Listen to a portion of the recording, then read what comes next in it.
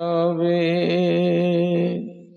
ছেলেরা তোমায় কবরে শোয়াবে, ছেলেরা তোমায় কবরে শোয়াবে, পরায়ে বস্ত্র সাদা কাফন, পথিকের বেশে হয়েছে তোমার এ ধরায় আগমন।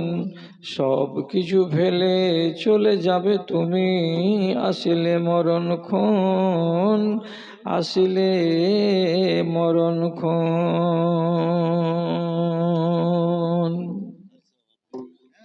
মাননীয় সভাপতি সাহেব, সমবেত এই গ্রামের বিভিন্ন প্রান্ত থেকে মাদ্রাসার এক গাদা ভালোবাসাকে বুকে নিয়ে ও ইমানি জজবাকে সাথে নিয়ে উপস্থিত ধনী গরিব, শিক্ষিত অশিক্ষিত, ছোট এবং বড় সকল শ্রেণীর আমার প্রাণের ভাই এবং বন্ধুগণ, তথা মজলিস থেকে অনতি দূরে আড়ালে স্ক্রিনের সামনে বসে থাকা আমার স্নেহের, আমার আদরের মাতা ও ভগ্নীগণ,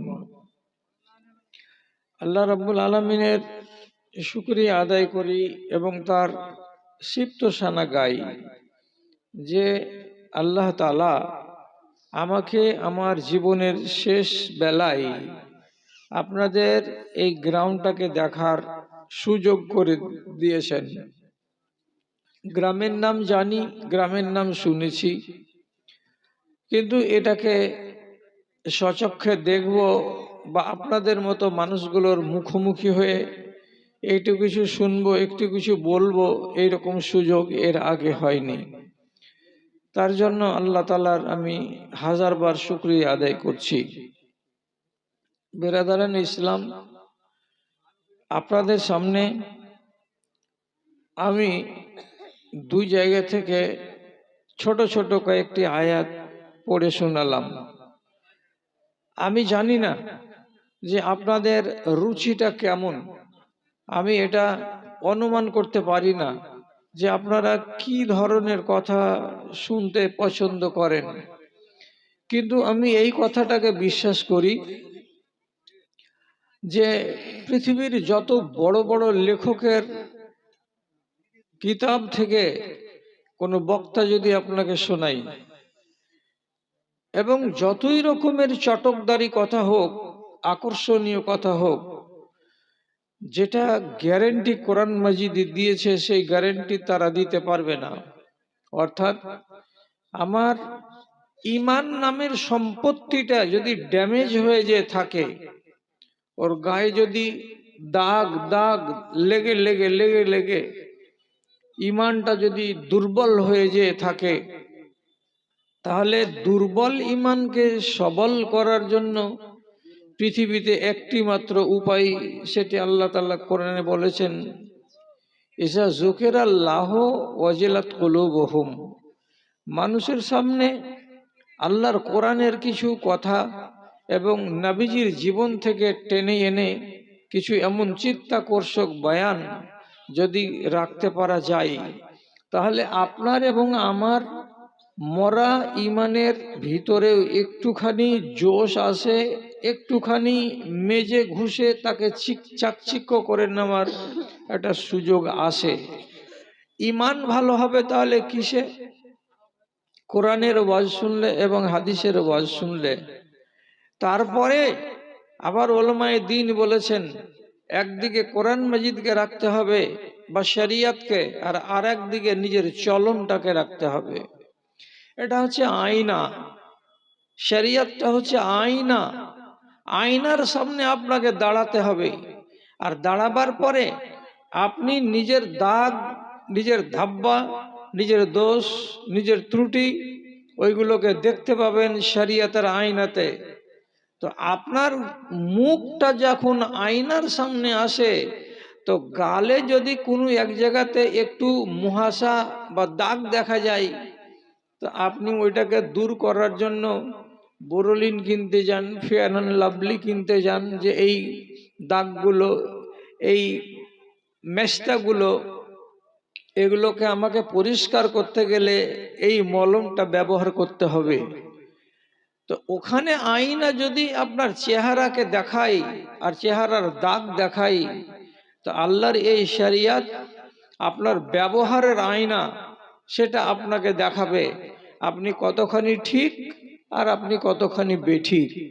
এই জন্য রব্বুল আলামিন বলছেন, মানুষেরা যদি কোরআনের আলোচনা শুনে তো ওয়াজিলাত কুলুবুহুম, তাদের অন্তরে একটু আলো ফুটে উঠে।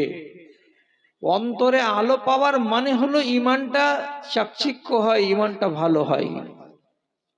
তাহলে আমরা একটুখানি হিসাব করি, আজকে নিজেদেরকে শরিয়তের আয়নাতে একবার দেখতে যাই।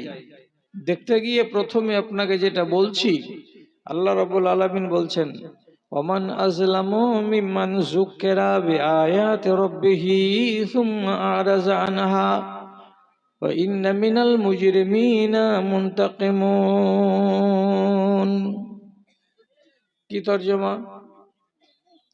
ওই লোকটার চাইতে বড় জালিম আর দুনিয়াতে কে আছে? ওই লোকটার চাইতে বড় অন্যায়কারী এই জাহানে আর কে আছে? যে লোকটার সামনে কোরআনের কথা পেশ করা হলো, যে লোকটার সামনে আল্লাহ রাব্বুল আলামিনের বিধি নিষেধগুলোকে তুলে ধরা হলো, তার নিদর্শনগুলোকে তার সামনে তুলে ধরা হলো, কান পেতে বসে বসে শুনলো, কথাগুলোকে বুঝলো, তারপরে আল্লাহ তাআলা বলছেন আরাযা আনহা, এখান থেকে বাড়ি ফিরে যাওয়ার পর যত কথা রাতের বেলায় শুনেছিল, বুঝেছিল, অনুধাবন করেছিল, সব কথাগুলোকে ভুলিয়ে দেয়, একটাও মনে রাখে না। যেমনকার মানুষ ছিল আগে তেমনি হয়ে যায়। আগে যেমন স্বভাব ছিল বাঁকা, তেমনি স্বভাব বাঁকাই থেকে যায়। এমন মানুষ যদি কেউ হয় তো আল্লাহ তাআলা বলছেন এটাই হলো পৃথিবীতে সবচাইতে বড় জালিম, এটাই হলো সবচাইতে বড় অন্যায়কারী। যারা অন্যায় করবে আল্লাহর নজরে তারা আসামি, আল্লাহর নজরে তারা দাগী, আল্লাহর নজরে তারা দোষী। এখন আমি যদি আল্লাহর কথাকে শুনি, বুঝি, তারপরে তার বাস্তবায়ন আমার দ্বারাই সম্ভব না হয়, তাহলে আল্লাহ বললেন এটা হলো সব থেকে বড় দোষী, সব থেকে বড় জালেম। তাহলে কোন সমাজ এমন আছে যে দোষীকে ছেড়ে দেবে, বিচার করবে না? আছে এমন কোন সমাজ? যদি কেউ ব্যভিচারে ধরা পড়ে তো তার বিচার হবে, কেউ যদি চুরিতে ধরা পড়ে তার বিচার হবে, কেউ যদি কাউরি মেয়েকে নিয়ে পালিয়ে যায় আর ধরা পড়ে যায় তো তাহলে তার বিচার হবে। কেন? যে আমরা আসামিকে রেহাই দিই না, অপরাধীর আমরা বিচার করি। আল্লাহ রাব্বুল আলামিন বলছেন তুমি যখন আমার কথাকে অমান্য করলে, শোনার পরে মানলে না, তখন তুমি তো দোষী। তোমার কি করা দরকার? আমার এই দোষীকে কি করব? তখন রব্বুল আলামিন বলছেন ইন্না মিনাল মুজরিমিনা মুনতাকিমুন। যত দোষী হবে দুনিয়াতে, সে যেই গ্রুপের মানুষ হোক না কেন, আমি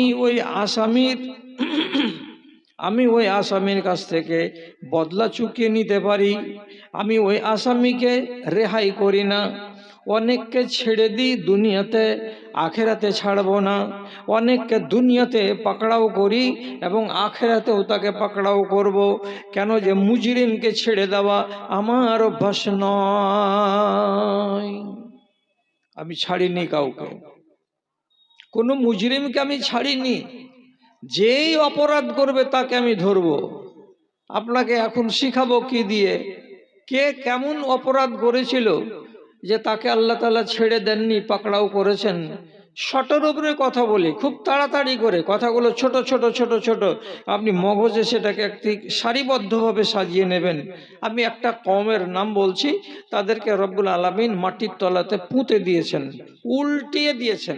পুরো জমিনটাকে ফারিস্তারা উঠিয়ে নিয়েছিলেন, আর নিয়ে ওই এলাকাটাকে উপর দিকে উঠিয়ে নিয়ে যাওয়ার পর এইভাবে উঠিয়ে নিয়ে গিয়ে আবার উপুড় করে দিয়েছিলেন, আর উপুড় করে দিয়ে যে জায়গা থেকে উঠিয়েছিলেন সেখানেই ফেলে দিয়েছিলেন। এই জায়গাতে খাল হয়ে গেছে, একটা বিল ঝিল তৈরি হয়ে গেছে। ওটাকে বলা হয় ইংরেজিতে ডেড সি, বাংলাতে বলা হয় মৃত সাগর। আজও আছে লেবাননের মাটিতে। যার পয়সা আছে, টাকা আছে, সে দেখতে পারে। আর যার কাছে অ্যান্ড্রয়েড মোবাইল আছে, সে ডেড সিকে নিজের বাড়িতে বসে বসে দেখতে পারে। আল্লাহ তাআলা কেন এইরকম সেই এলাকাটাকে পুরো উপর দিকে উঠালেন ফেরেশতাকে দিয়ে, আবার জমিনে ঢুকিয়ে দিলেন কেন? আর ডেড সিটা হলো কি করে? ভাইরা, শটের উপরে কথা বলছি। এই ডেড সি, মৃত সাগর, ওখানকার পানিগুলো হচ্ছে পুরা মোবিলের মতো। জমিতে সেচে কেউ ব্যবহার করে না, কোনো পশু ওই পানিকে পান করে না। এবং ওই বিলের ভেতরে একটা পোকা মাকড়, একটা মাছ বলতে নাম বলতে নেই। শুধু এই কালো মোবিলের মতো পানি ওই জায়গাতে জমা হয়ে আছে। কতদিন ধরে আছে? তো আমার নবীর নবুয়ত প্রাপ্তির আগে, আনুমানিক 2200 বছর আগে এই ঘটনা একটা ঘটেছিল। সেইখানকার লোক অপরাধ করেছিল। কি অপরাধ করেছিল? নবীর নাম লূত আলাইহিস সালাম। সেখানকার যতগুলো নওজওয়ান ছিল, এরা নারীদের প্রতি আসক্তি প্রকাশ করত কম, আর পুরুষদের প্রতি তারা আসক্তি প্রকাশ করত বেশি। অর্থাৎ তারা পুরুষে পুরুষে সমমৈথুন করাকে খুব পছন্দ করত। আর এটা হলো অন্যায় কাজ, এমন একটা ঘৃণিত কাজ যে কাজটা কোনো জীব জানোয়ার পশু পাখি কেউ করে না। অথচ তারা মানুষ হয়ে এই কাজটা করেছিল, যে বেটা ছেলে সমমিলন করত, সমমৈথুন করত। নবী লূত বলেছিলেন এটা জঘন্য কাজ, এটা থেকে তোমরা নিজেদেরকে সরিয়ে আনো, নাহলে আল্লাহ তাআলা নারাজ হবেন, তোমাদের উপরে আল্লাহর পক্ষ থেকে আযাব আসবে। এ মুজরিমরা মানতে রাজি হলো না, কোনো মতেই মানল না। শেষ পর্যন্ত ইন্সপেকশন করার জন্য 7-8 জন ফারিস্তা এলেন। তো 7-8 জন ফারিস্তা এসেছিলেন মানুষের সকালে, নওজওয়ান, মুছ নেই, দাড়ি নেই, একদম তরুণ তাজা। এইরকম ফারিস্তাগুলো নবীর সঙ্গে কথা বলছিলেন। এমন সময় গ্রামের লোকেরা দেখতে পেয়ে বলল যে, নবীজি, আপনার কথা বলা হলো, একটু সুযোগ দিবেন, আমরা ওদের সাথে একটু কথাবার্তা বলি, লাইনঘাট করি। কেন যে এদের জিভে পানি চলে এসেছে এই সুন্দর সুন্দর মানুষগুলোকে দেখে। তা মানুষের আকৃতি নিয়ে এসেছিলেন, কিন্তু এরা তো মানুষ নয়, এরা তো ফারিস্তা। নবী লূতের মুখ শুকিয়ে গেল, আমার মেহমানদের যদি অপমান হয় তাহলে আমি মুখ দেখাবো কোথায়? ফারিস্তারা ধরা দিয়ে বললেন, চিন্তা করবেন না, আমরা মানুষের আকৃতি নিয়ে এসেছি, কিন্তু আমরা মানুষ নই, আমরা ফারিস্তার জাত। দেখতে এসেছি এই কুলাঙ্গার কওমকে, এরা কতটা বেড়েছে। রিপোর্ট হয়ে গেল আল্লাহর কাছে। আল্লাহ রাব্বুল আলামিন আসমান থেকে ফারিস্তা পাঠালেন, সম্পূর্ণ গ্রামটাকে উপর দিকে উঠিয়ে নিয়ে গিয়ে আবার সেই জায়গাতে ছেড়ে দিল ফারিস্তারা। খাল হয়ে গেল, সেখানকার বাড়ি ঘর, আসবাবপত্র, মানুষজন, গরু বাছুর, ছাগল ভেড়া সব মাটির তলাতে চলে গেল। কেন বদলা নিলেন আল্লাহ? তোমরা অপরাধী, আর অপরাধীকে আমি ছেড়ে দিই না, এই জন্য তোমাদেরকে তল উপর করে দিলাম আমি। তাহলে আজ পর্যন্ত পৃথিবীর মানুষেরা যারা যারা কোরআন মাজিদ পড়বে এবং সূরা হুদকে পড়তে যাবে, তখন এগুলো আলোচনা পাবে। জালনা আলিহা সাফেলাহা, সেই জায়গাটাকে আল্লাহর ফেরেশতারা উপর দিকে নিয়ে গেলেন, আর উপরটাকে নিচু করে দিয়ে সেই জায়গাতে ছেড়ে দিলেন। খাল হয়ে গেল, বিল হয়ে গেল। সে বিলটা কেমন বিল হলো? ওই লানতটাকে যেন মানুষ ভুলে না যায়, তার জন্য আজকে এত দিন হয়ে যাচ্ছে, তবুও সেখানকার পানি পরিষ্কার পানিতে পরিণত হচ্ছে না। আপনি বলুন, আল্লাহ ছেড়েছেন অপরাধীকে? ছাড়েননি। ফেরাউন বলেছিল আমি আল্লাহ, স্ত্রী আসিয়া বলল নিজেকে বাদশাহ বলো, আল্লাহ বলিও না। নবী মুসাও বললেন রাজত্ব চালাও, আমি তোমার রাজত্ব কেড়ে নেব না, কিন্তু একটা কথা শুধু এটাই বলো, আসমানের মালিক আল্লাহকে আল্লাহ বলে স্বীকার করো এবং নিজেকে তুমি তার একজন গোলাম বান্দা হিসাবে প্রকাশ করো, তাহলে অসুবিধা হবে না। কিন্তু এই জালেম বলেছিল যে না, আনা রাব্বুকুমুল আলা, আমি তোমাদের বড় খোদা, আমার ইশারায় তো নীল নদী চলছে, আমার ইশারায় তো গোটা মিশরে হাওয়া বইছে। এত বড় জল্লাদ। রব্বুল আলামিন বললেন, তোমার মতো অপরাধীকে ছেড়ে দিতে গেলে দুনিয়ার মানুষের কাছে সবক কি যাবে? আল্লাহ তাআলা বলছেন, ফাগরাকনাহু ওয়া জুনুদাহু, আমি আল্লাহ রাব্বুল আলামিন ফেরাউনের মতো জল্লাদকে এবং তার সামন্তকে নীল নদী পার করার সময় পানিকে জমাট বাঁধিয়ে দিয়েছিলাম, আর দেওয়ার পরে সবকে ডুবিয়ে মেরে দিয়েছি। কেন মেরেছি ডুবিয়ে? দুনিয়ার মানুষ জানুক আল্লাহর সঙ্গে যারা সংঘাত করবে তারা হবে অপরাধী, আর যারা হবে অপরাধী তারা হলো মুজরিম। মুজরিমকে রাব্বুল আলামিন বলছেন আমি ছেড়ে দিই না। তাহলে এ বিষয়ে লম্বা আমি করব না। আপনি যদি জুলুম করেন তাহলে আল্লাহ আপনাকেও ছাড়বেন না। আপনি এবার আমার কাছে জানতে চান যে জুলুম কাকে বলে মাওলানা সাহেব? কোন জিনিসটার নাম জুলুম? আপনি আমাদেরকে একটু বুঝিয়ে দেন। তো সোজা কথাতে বুঝাচ্ছি। আল্লাহ তাআলা বলছেন, ওমান লাম ইয়াহকুম বিমা আনজালাল্লাহ ফাউলাইকা হুমুজ জালিমুন। আল্লাহ রাব্বুল আলামিন কোরআন মাজিদে যতগুলো আইন দিয়েছেন আদেশমূলক, যতগুলো আইন দিয়েছেন নিষেধমূলক, আদেশকে আদেশের মতো করে যদি না মানা হয়, নিষেধকে নিষেধের মতো করে যদি না মানা হয়, আল্লাহ তাআলা ওইখানে বলছেন এরা হলো জালেম।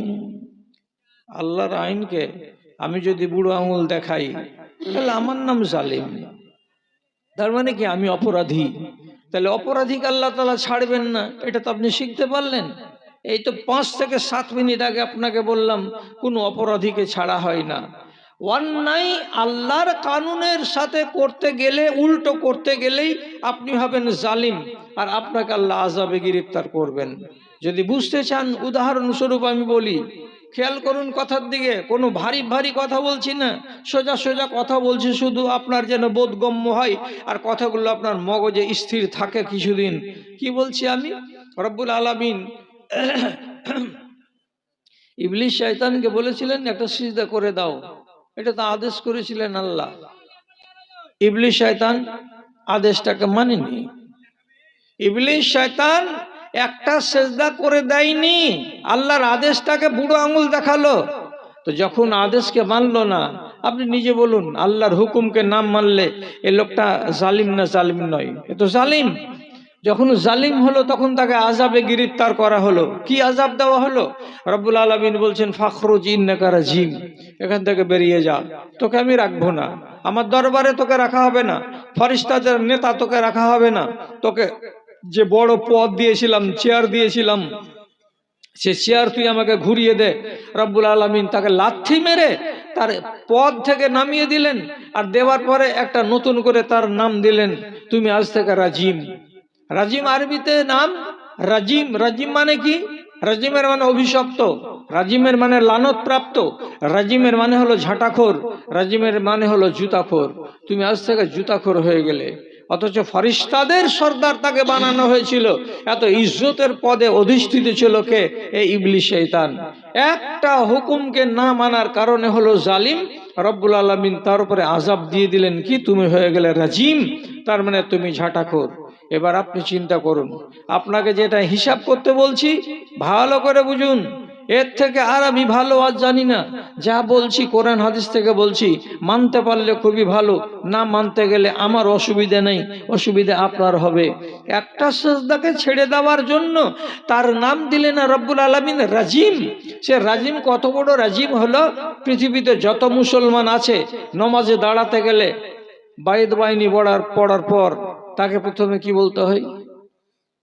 বাইদ বাহিনী বুকে হাত বেঁধে পড়ার পর আউযু বিল্লাহি সামিউল আলিম মিনাশ শাইতানির রাজিম বিসমিল্লাহির রহমানির রহিম, তারপর আলহামদুলিল্লাহি রাব্বিল আলামিন।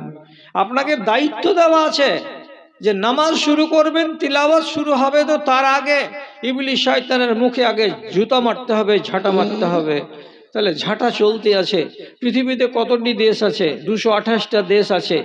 228টা দেশের একটা দেশকে বাদ দিয়ে বাকি 227টা দেশে মসজিদ আছে, মুসাল্লি আছে, নামাজি আছে, আজান হচ্ছে প্রতিদিন। মুসলমানেরা লক্ষ লক্ষ কোটি কোটি মুসলমান নামাজে দাঁড়াচ্ছে, আর নামাজে দাঁড়াবার কালে ইবলিস শয়তানের মুখে জুতা মারছে, ঝাঁটা মারছে। কিসের জন্য? এত বড় আযাব এলো তার উপরে। আল্লাহ তাআলার একটা আদেশকে অমান্য করেছিল বলে সে হয়ে গেছে জুতাখোর। আপনি বলুন এইবার আপনার উপরে কয় ওয়াক্তের নামাজ, কতটি রাকাত আছে জানেন কি? 12 রাকাত সুন্নতে মুআক্কাদা, 17 রাকাত হচ্ছে ফরজ নামাজ। হিসাব করেছেন? 17 রাকাত হচ্ছে ফরজ আর 12 রাকাত হচ্ছে সুন্নতে মুআক্কাদা। 12 আর 17তে 29 রাকাত, এক রাকাত হলো বেতর, তাহলে হলো 30 রাকাত। আমাকে দিনে আর রাতে 30 রাকাত নামাজ পড়তে হয় কমপক্ষে কমপক্ষে কমপক্ষে। 30 রাকাত নামাজে কটা সেজদা হয়? 60 খানা সেজদা হয়। এই মজলিসে যতগুলো লোক আপনারা আছেন যারা নামাজ পড়েন না, 60 খানা সিজদাকে হজম করেছেন। একটা সিজদাকে হজম করার জন্য ইবলিস যদি রাজিম মানে ঝাঁটাখোর হয়ে যায়, তো 60 খানা সিজদাকে যে হজম করেছে সে কি খোর হবে আপনি আমাকে বলুন তো? ও তো জুতাখোর ও হয়ে গেছে, ঝাঁটাখোর তো ও হয়ে গেছে, আপনি কি খোর হবেন? এবার আপনাকে জিজ্ঞেস করে বলছি, আপনার মতো আসামিকে এ দুনিয়াতে সাজা নিতে হবে না হবে না? আপনি বলবেন কই, এখন পর্যন্ত আমার বয়স তো 55 হয়ে গেল, আল্লাহ তো কোনো সাজা দেয়নি।